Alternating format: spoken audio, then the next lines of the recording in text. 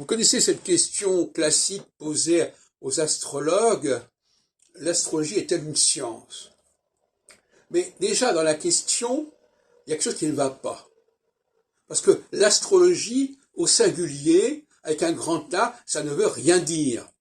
Il n'y a pas l'astrologie est-elle une science? Il y a quelle forme d'astrologie pourrait-elle éventuellement être qualifiée de science, mais pas l'astrologie dans sa totalité. Donc là, il y a déjà, si déjà on répond à cette question, on est piégé, parce que la question, ça voudrait dire qu'il y a une astrologie d'un seul tenant, ce qui est complètement faux. Elle est ni d'un seul tenant dans le temps, ni d'un seul tenant dans l'espace. L'astrologie du thème natal ne saurait être en aucune façon scientifique, par exemple. Bon, donc c'est pas la peine de dire l'astrologie.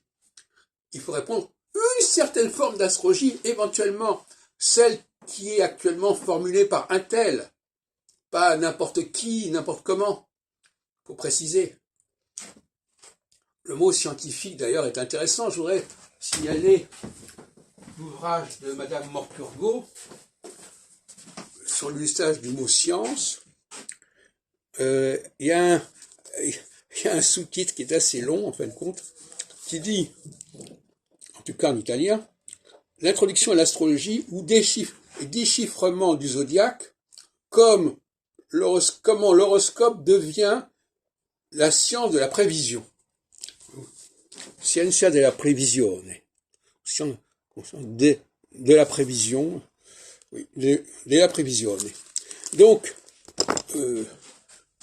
pour moi, l'astrologie que je défends, elle est effectivement une science, elle a vocation à être une science, elle a vocation à être reconnue dans un délai rapide comme science. Mais la plupart des formes d'astrologie que je connais, y compris celle de Jean-Pierre Nicolas, dont on vient de célébrer le décès, le 22 octobre, je crois, et dont on a parlé ces derniers temps, qui pour moi n'a rien de scientifique, mais qui est une science parce que, soi-disant, elle s'appuierait sur l'astronomie. À partir du moment où elle resterait dans le sillon de l'astronomie, ce serait sa caution scientifique. Ce n'est pas sérieux.